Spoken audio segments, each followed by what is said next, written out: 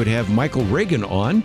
His new book is Lessons My Father Taught Me. We've had him on the program before with his book Twice Adopted, adopted by the family and adopted into the family of God. And he is, of course, the eldest son of former President Ronald Reagan and Jane Wyman. Was a conservative talk show host for more than 2 decades and serves as the chairman and president of the Reagan Legacy Foundation. So, Mike Reagan, once again, welcome back to Point of View. Yeah, good to be with you. Thanks for having me on. Well, first of all, I thought we'd start with a really engaging story because you open the early part of your book by saying that you owe your sister a debt you can never repay. I owe her 97 cents. And I found that to be such a charming story. And it really begins your story as well, doesn't it? Yeah. It's back in those days of Hollywood, a lot of people don't know. A lot of us were adopted into Hollywood families. Because the wives, the women who were actors, couldn't work if they were pregnant. Because it was like, oh my gosh, they were having sex. So they couldn't work if they were pregnant. So many of them were adopting children into the families so they could still, at the same time, work in their trade and make a living for themselves and for the family. And my sister, Maureen, and my dad, Ronald Reagan, my mother, Jane Wyman, who had become my parents, were at Schwab's Pharmacy on Sunset Boulevard in Beverly Hills. And Maureen walked up to the pharmacist and put 97 cents on the counter. And the pharmacist said, "Oh, and what do you want, little girl?" And she said, "Well, I want a brother." She thought all boys were older because all of her friends had brothers who were older. And her parents got a bit embarrassed by all that. And so that began the process of them thinking, oh, why don't we think about adopting a child into the family? And lo and behold, not long after that, a woman by the name of Irene Flower, a young girl, who became pregnant by a married guy, who ended up in California, who in the acting business or trying to get in the acting business, learned that the Reagans were looking for a child to adopt. And so she contacted Jane and said, "Hey, I'm pregnant. Would you like to adopt my child?" And Mom said to her, "If it's a boy, call me." And so March 18th, 1945, after 55 hours of labor, right now your audience who's listening is going, "Oh." And when I tell that story, I tell people, "Yeah, you would have given me away too." 55 hours of labor. And what a great story. She ended up giving birth to me, and 3 days later, as I tell people, I was born German, and 3 days later, I was Irish. Well, again, a story of 97 cents is just one of the many delightful stories, but let's take another one in that chapter before we move on, because you oftentimes wondered if your father really loved you, and the story you tell is watching on television your father helping open Disneyland, and they have Art Linkletter and Bob Cummings, and some of our listeners are a little bit older know who that is. And you're kind of like, why am I not there? And again, it's because he thought, wisely so, that he was acting. He wouldn't take you to a stage. He wouldn't take you to other places where he would work. And whether it's that or later a comment we'll get to about nepotism, he had some values that go all the way back to the whole area of the Great Depression and work. Yeah, but when you're 10 years old, you're not thinking all those things. As you get older, you start to get it and understand it when you have children of your own and what have you. But I used to rib him about that. I used to, every once in a while I'd go up to him and say, "You know that day you opened up Disneyland, Dad?" "Yeah." I said, "Was there some point during the day you thought to yourself, I should have brought the kids?" And he would always look at me and say, "No." I knew the answer. I just wanted to rib you more about it that day because you opened up Disneyland. My mother took the opening of the Matterhorn when it opened, so that was okay. But I used to rib him about that. And back to the 97 cents, when I was brought home from the hospital, Maureen ran upstairs, got her piggy bank out, couldn't open it up, couldn't get the cork out of the bottom, threw it on the floor and broke it, grabbed 97 cents out of her piggy bank, ran downstairs and gave it to the people who, in fact, brought me home from the hospital. So 97 cents lived for a long time. Yeah, but again, I used to rib my dad about that. And as you get older, you start to understand they couldn't just, it's like me going to my dad's library.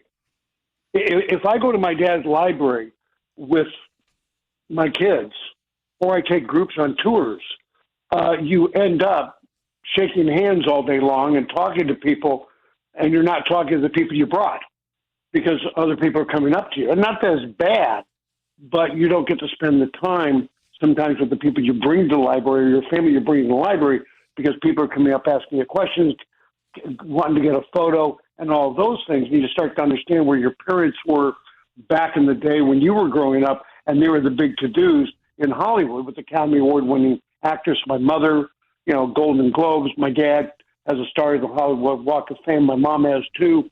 You're starting to understand it. But back when you're 10 years old, you're going, why wasn't I at Disneyland? It's so good. Another one I want to get to real quickly, and I mentioned this idea of nepotism, is that I was growing up in California, as were you, and my father ran for the California Assembly in 1962, 1964. Of course, your father was elected in 1966. And you assumed that after he became the governor, that you no longer would be working at the oil well equipment at Asbury Trucking. And the answer was, no, you'll continue working because I don't believe in nepotism.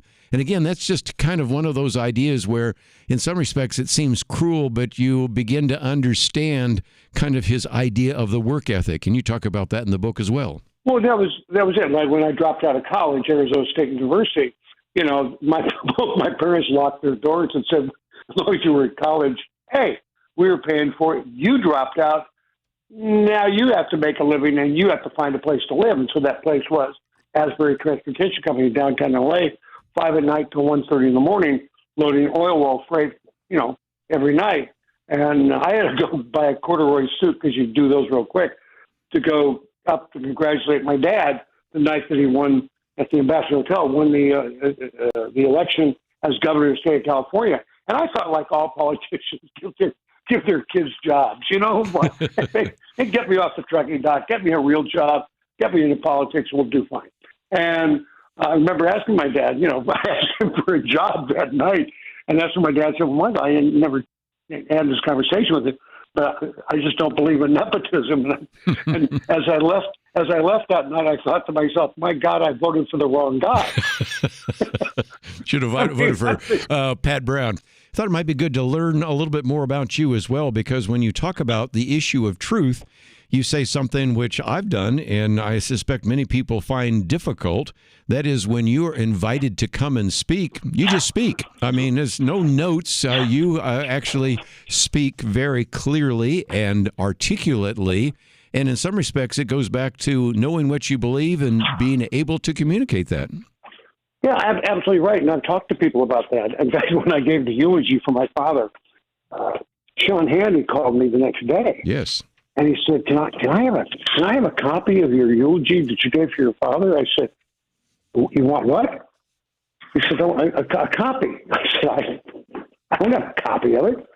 Well, what about your notes? You never looked down the whole time. What about your notes? I said, if I didn't know the subject, why would you ask me to eulogize him? I didn't use notes. You mean you spoke to 1 billion people around the world in that way and never wrote anything down? I said, no. And it's true. I wrote one speech in my life. I wrote it for my dad in 1976 when he was running for president. And I blame myself for his loss. It was a terrible speech. It was terrible. I tried to remember what I wrote. I was stuttering. I was looking at, trying to look down. What did I say? And it just drove me nuts.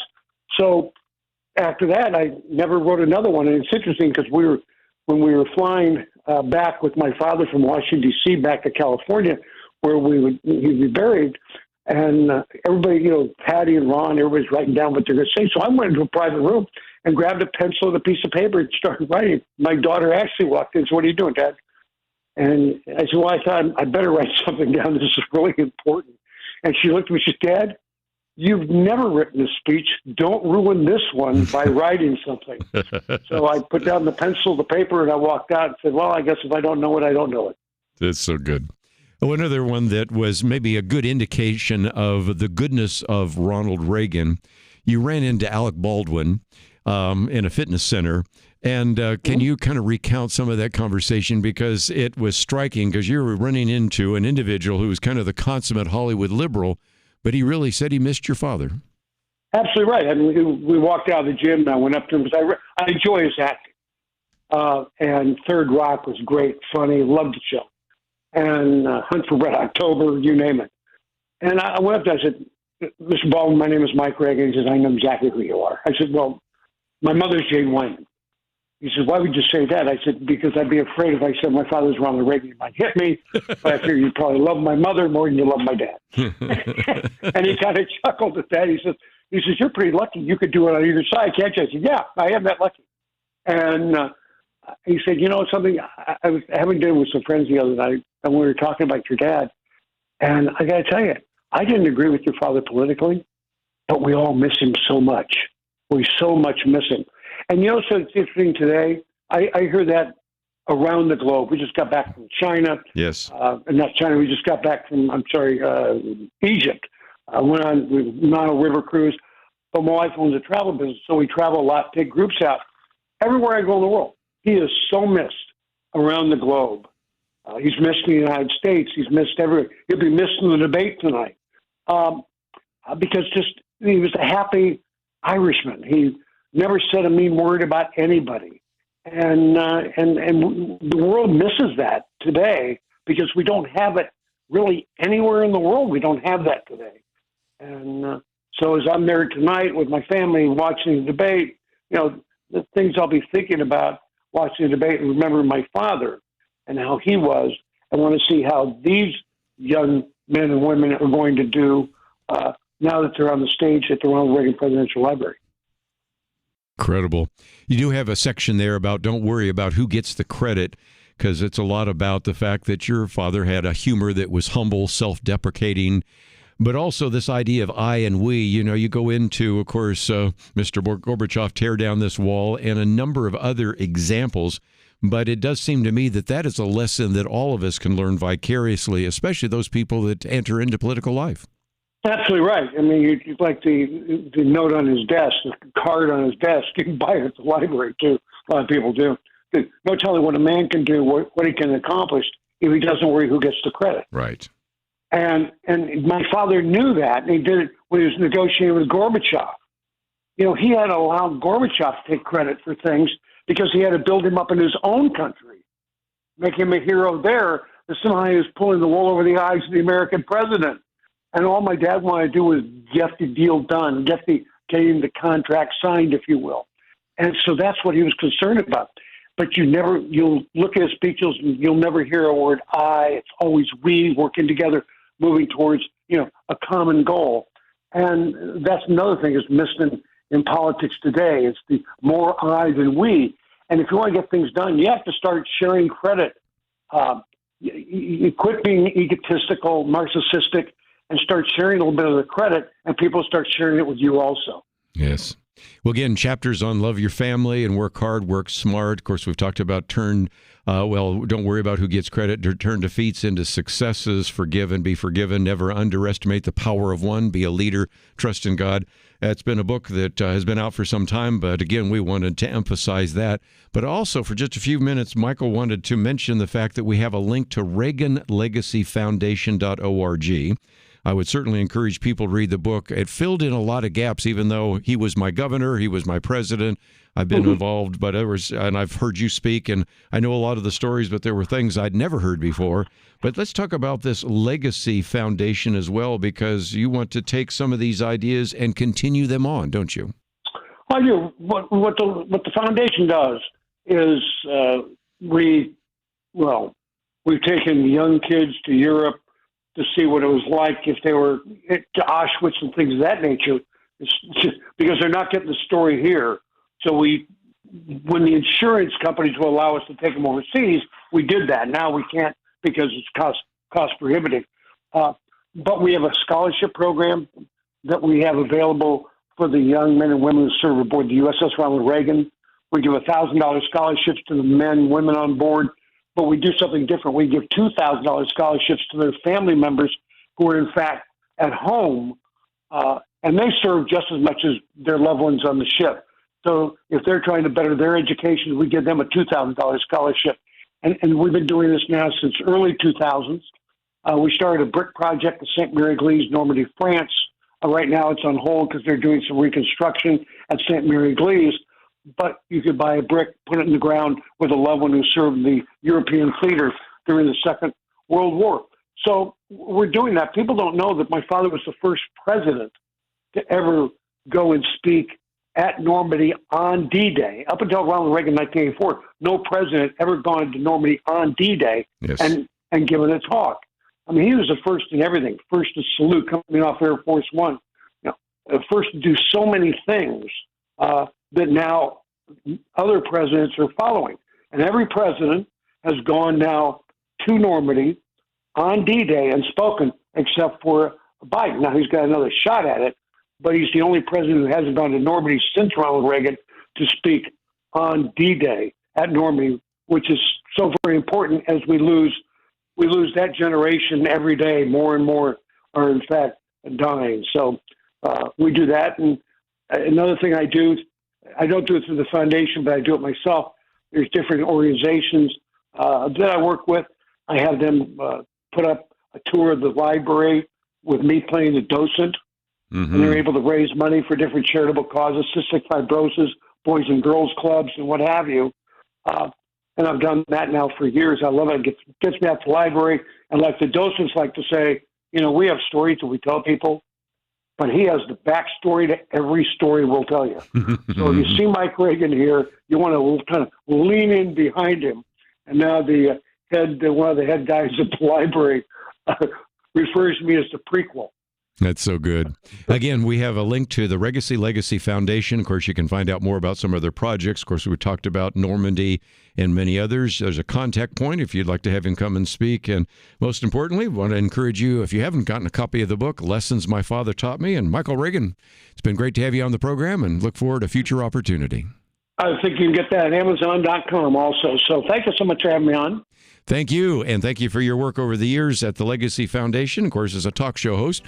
Thanks for joining us, and I hope you, again, have appreciated all that we've talked about today, and don't forget that if you would like more information about what we're talking about, you can find it at the website pointofview.net. That's all we have for today. We look forward to seeing you next time right here on Point of View Highlights.